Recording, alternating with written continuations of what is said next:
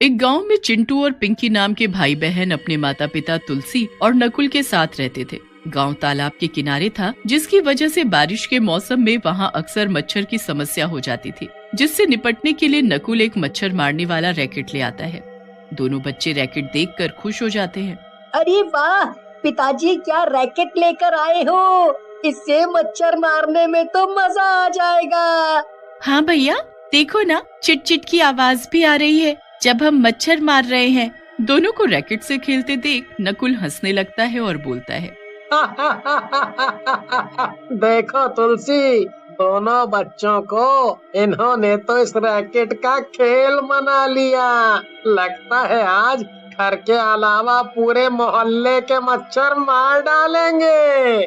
तुलसी नकुल पर गुस्सा होते हुए बोलती है, आप भी ना कुछ ले आते हो और मेरी जान को आफत में डालते हो। जब से ये मच्छर भगाने वाला रैकेट लेकर आए हो, ये दोनों कुछ खा नहीं रहे, बस खेले जा रहे हैं। तुलसी, नकुल और दोनों बच्चे इस बात से अनजान थे कि कोई उन्हें छत से बैठकर देख रहा है। दरअसल नकुल जब से मच्छर मारने वाला रैकेट लेकर आता है, उसे उसकी छत पर बैठी चुड़ैल देख लेती है। अरे वाह, ये रैकेट तो कमाल का है। मैं भी इसी जैसा रैकेट बना लेती हूँ और उससे इंसानों का शिकार करूंगी। मजा ही आ जाएगा।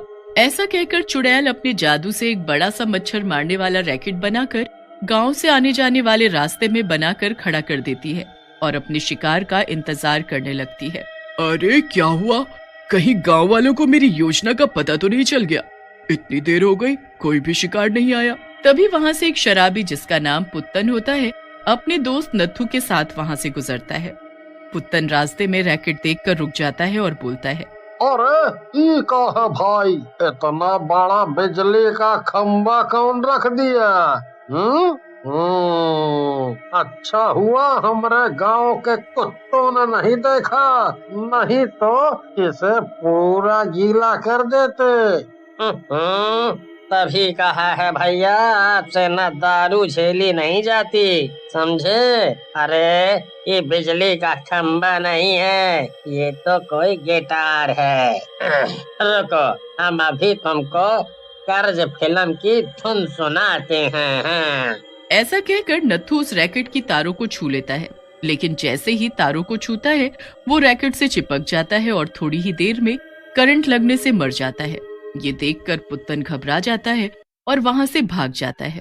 अरे गाँव वालों, अरे कोई बचाओ! देखो, इस बिजली के खंभे से करंट निकल रहा है और नत्थू को मार रहा है। अरे दरवाजा खोलो और कोई बचाओ! पुत्तन की आवाज सुनकर पास ही के घर में रामू और उसकी पत्नी कम्मो उठ जाते हैं।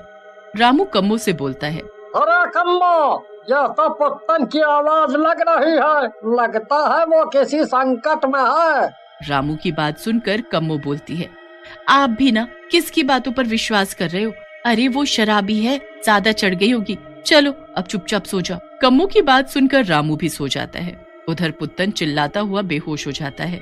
अगली सुबह जब पुत्तन को होश आता है, वो सरपंच के पास जाता है और बोलता है, अरे सरपंच जी, गजब हो गया गजब। कल रात हमने बहुत विशाल खंबा देखा जो तारों से बंधा था, और जैसे ही मेरा दोस्त नत्थू खंबे के पास गया, उस खंबे ने उसे अपने पास खींच लिया और वो मर गया।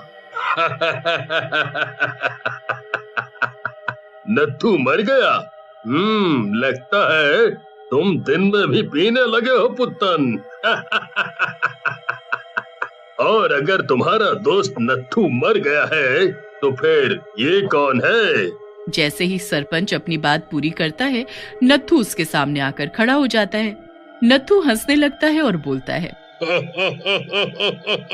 पुत्तन भैया, हम रात में ही तुमको बोले थे कि ज्यादा मत पिया करो। कल रात को हमें तो कुछ नहीं हुआ, आप ही हमें छोड़कर भागने लगे थे। क्या बकवास कर रहे हो नत्थू?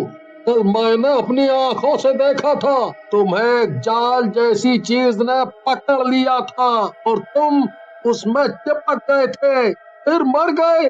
तब तक कुछ और गांव वाले भी वहां आ जाते हैं और पुत्तन की बात सुनकर हंसते हुए बोलते, क्या पुत्तन भैया? अरे भैया, जाल जैसी चीज क्या होता है? तुम भी ना झूठ बोल रहे हो। सीधा बोलो ना, किसी औरत ने इस नथुआ को पकड़ लिया था और फिर भी ये बचकर आ गया। ठीक है, मैं अभी तो यहाँ से जा रहा हूँ, लेकिन सच्चाई गांव के सामने ला कर रहूंगा। हाँ। ऐसा कहकर पुत्तन वहाँ से चला जाता है। उधर उसी रात फिर से गांव में वही विशाल रैकेट फिर से आ जाता है और गांव वाले उस रैकेट से चिपक जाते हैं और करंट लगने से उनकी मौत हो जाती है। अगले दिन गांव वालों को उनकी लाश मिलती है। फिर गांव वाले उन दोनों लाशों का अंतिम संस्कार कर देते हैं। इसके बाद तो मानो हर रोज गांव में लाशें मिलना आम बात हो गई थी। वाह, इस रैकेट से इंसानों को मच्छर की तरह मारने में बड़ा ही मजा आ रहा है। जब वो पट पट करके जलते हैं तो इस कलेजे में बड़ा सुकून मिलता है।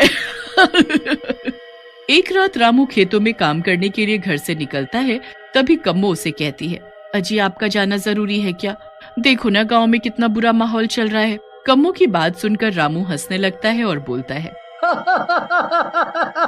तुम भी ना कम्मो, इतना घबराने कब से लगी? अरे हम किसान हैं, किसान। खेतों में काम नहीं करेंगे तो काम कैसे चलेगा? तुम घबराओ मत, मुझे कुछ नहीं होगा। मैं यूं गया और यूं आया। हाँ। ऐसा कहकर रामू अपने घर से खेतों की ओर जाता है। तभी रामू को खेतों में एक जाल सा चमकता हुआ दिखाई पड़ता है। रामू जाल के पास पहुंचकर सोचता है, अरे ये तो मच्छर मारने वाला रैकेट लग रहा है, लेकिन इतना बड़ा ये किसने रखा खेत में? रामू ये सोच ही रहा होता है कि तभी वहाँ चुड़ैल आ जाती है और बोलती है, ये मैंने रखा है रामू, क्योंकि इससे मैं तुम्हारी जान लूंगी। ऐसा कहकर चुड़ैल रामू की तरफ रैकेट घुमाती है, लेकिन रामू बच जाता है और भागने लगता है। लेकिन बेचारा रामू ज्यादा दूर तक नहीं भाग पाता। चुड़ैल उसे पकड़ लेती है। भला अपनी मौत से भी कोई भाग पाया है रामू आज तक? आज तो तुम्हें मरना ही होगा। ऐसा कहकर चुड़ैल रामू की तरफ रैकेट चलाती है। रामू उस रैकेट में फंसकर जलने लगता है और रैकेट के तार को जोर से पकड़ लेता है, जिसकी वजह से तार का टुकड़ा उसके हाथों में रह जाता है। अगली सुबह उसकी लाश गांव वालों को मिलती है। कम्मो भी वहां आ जाती है। हाय मेरा, हाय हाय, मर गई रे मेरे पति। इन्हें कहा था मैंने कि खेतों में मत जाओ। तभी दीनू की नजर रामू के जले हुए हाथ पर पड़ती है। उसके हाथों में तार के टुकड़ों को देखकर दीनू बोलता है, इसके हाथों में तो तार का टुकड़ा है, जैसे मच्छर मारने वाले रैकेट में होता है। इसका मतलब अपना पुत्तन शराबी सही कह रहा था। सरपंच भी डर के मारे सच बताने लगता है। सरपंच गांव वालों को पूरी मदद करने का भरोसा देता है। फिर गांव वाले मिलकर योजना बनाते हैं और योजना के अनुसार सरपंच रात में चुड़ैल के पास जाता है और बोलता है, चुड़ैल, मैं अब तेरा साथ नहीं दे सकता, क्योंकि तेरे रैकेट में अब कोई जान नहीं है। उससे इंसान तो क्या, मच्छर भी नहीं मरेगा। मेरे रैकेट में जान नहीं है? क्या बोल रहा है सरपंच? जा जरा उस रैकेट को छू कर तो देख, पता चल जाएगा मेरी ताकत का। चुड़ैल की बात सुनकर सरपंच जाकर रैकेट की बैटरी निकाल देता है। तेरे रैकेट में सचमुच कोई जान नहीं है चुड़ैल, क्योंकि मैंने इसकी बैटरी निकाल दी। अब कुछ नहीं हो सकता। सरपंच, वो बैटरी मुझे दे दे, नहीं तो बहुत बुरी मौत मारूंगी तुझे। चुड़ैल सरपंच की ओर बढ़ती है, लेकिन तभी वहाँ दीनू और गांव वाले आ जाते हैं। दीनू के हाथों में त्रिशूल होता है। वो चुड़ैल से बोलता है, चुड़ैल, तूने गांव वालों को बिजली का करंट लगा कर मारा है। अब मैं तुझे इस दुनिया का सबसे तेज करंट देता हूँ। देखता हूँ तू झेल पाएगी या नहीं। ये ले।